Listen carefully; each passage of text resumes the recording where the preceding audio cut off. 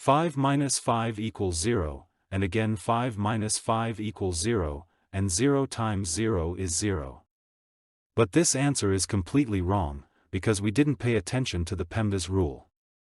PEMDAS is a rule I use to know what part of a math expression to solve first. It helps me do calculations in the right order so the answer doesn't get mixed up. First I do parentheses, then exponents, then multiplication and division from left to right, and finally addition and subtraction from left to right.